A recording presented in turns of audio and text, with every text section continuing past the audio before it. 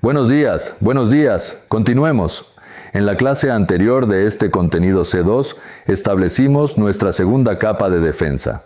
Asumimos que el perímetro falló y que el atacante ya está en nuestra red.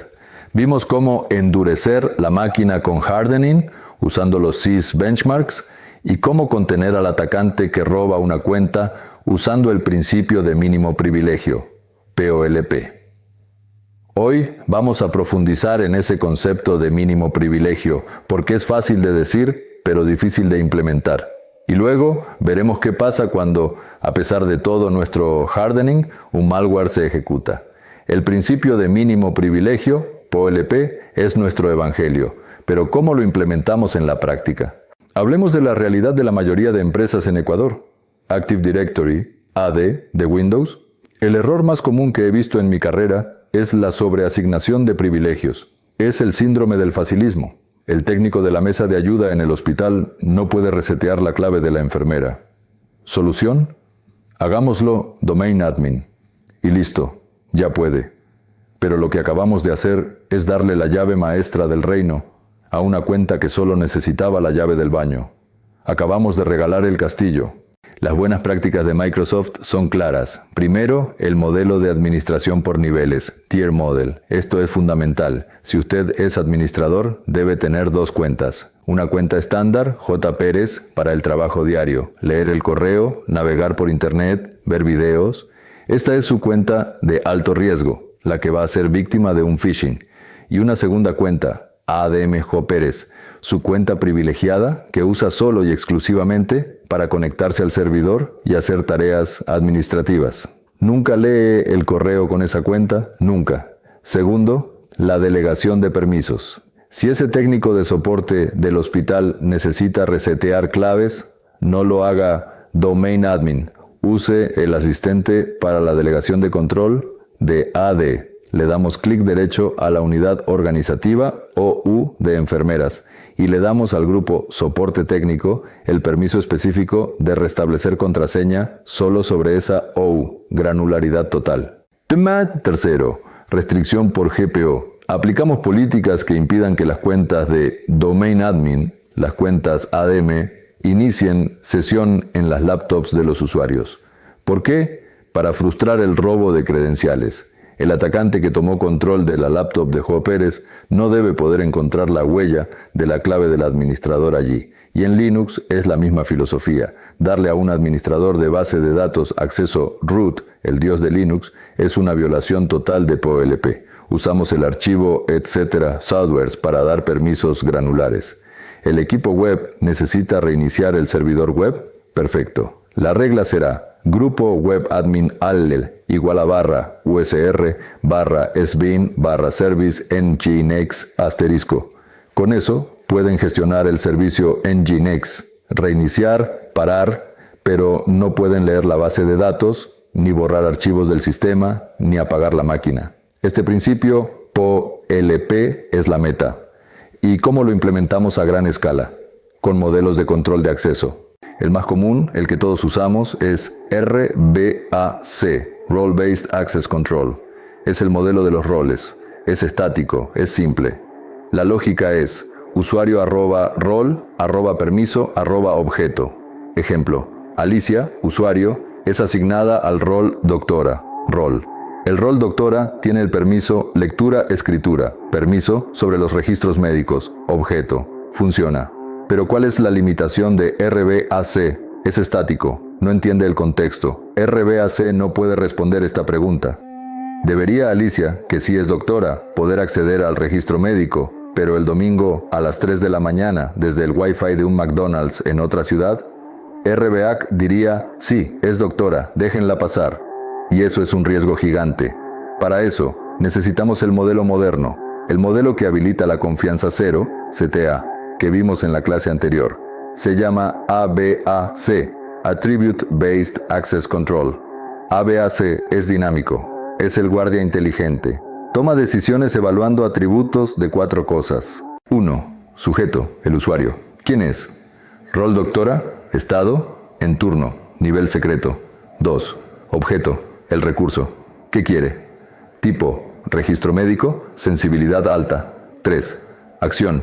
¿Qué quiere hacer? Leer, escribir, borrar. Cuarto. Entorno. El contexto. ¿Dónde y cuándo? Hora 10 de la mañana. Ubicación red del hospital. Nivel de amenaza bajo. La política de ABAC ahora es una regla inteligente. Permitir a sujetos con rol doctora y estado en turno realizar la acción, leer, sobre objetos con tipo registro médico si el entorno es ubicación, hospital y hora, horario laboral.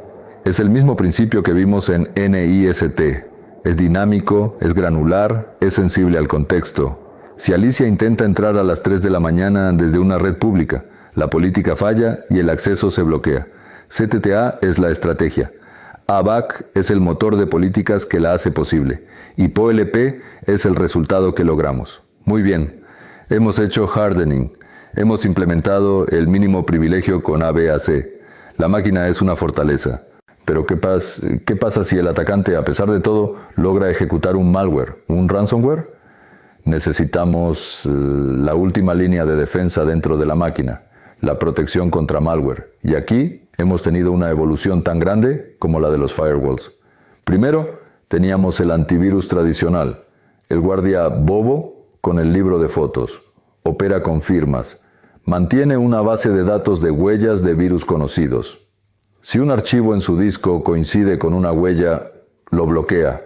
Es genial contra el malware de hace 2 años, pero es 100% inútil contra un malware nuevo, uno de día cero o uno polimórfico, que cambia su propia huella en cada infección. Para eso, evolucionamos. El estándar moderno es el EDR, Endpoint Detection and Response. El EDR es el detective de comportamiento. Ya no le importan las firmas, aunque las sigue usando. Al EDR le importa el comportamiento. Busca anomalías. Una B tradicional ve word.exe y dice, es Word, es seguro. El EDR ve word.exe, pero luego ve que ese proceso de Word está generando un proceso de PowerShell.exe y que ese PowerShell.exe se está conectando a una IP en Rusia. El EDR no sabe qué es ese malware, pero sabe una cosa. Word no hace eso y lo mata. Busca actividades sospechosas, incluso de malware desconocido. Pero el EDR tiene una limitación, su alcance. Como dice el nombre, es solo del endpoint, el dispositivo. Su visibilidad es profunda, pero estrecha.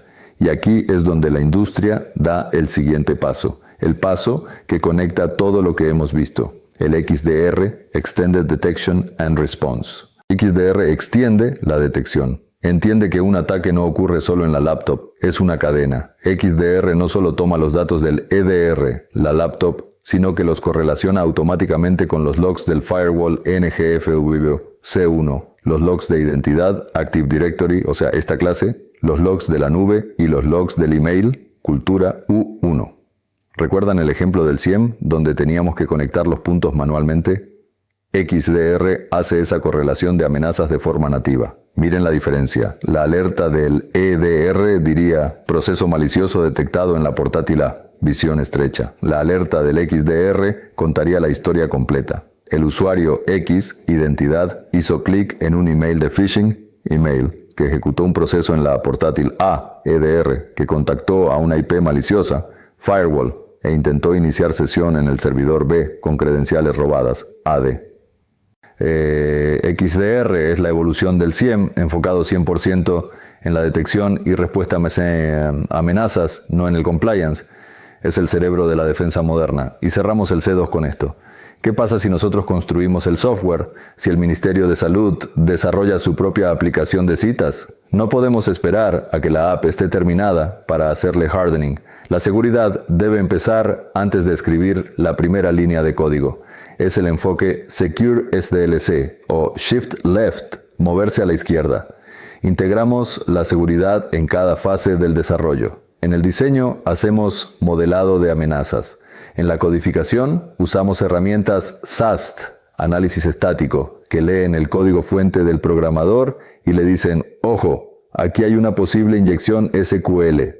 Y en la fase de pruebas usamos herramientas DAST, análisis dinámico, que atacan la aplicación desde afuera, como un hacker para ver si es vulnerable.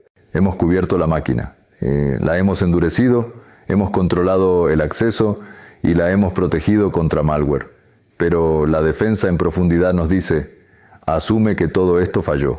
Asumamos lo peor. El atacante pasó el perímetro, C1, tomó control del servidor, C2, y ahora está frente a la base de datos, frente al archivo reporte financiero confidencial.xlsx. ¿Perdimos? Todavía no. Nos queda la última capa, la capa del contenido C3. ¿Qué pasa si el atacante abre el archivo y lo único que ve es basura ilegible? Bienvenidos a la criptografía aplicada. De eso hablaremos en la próxima clase. Muchas gracias.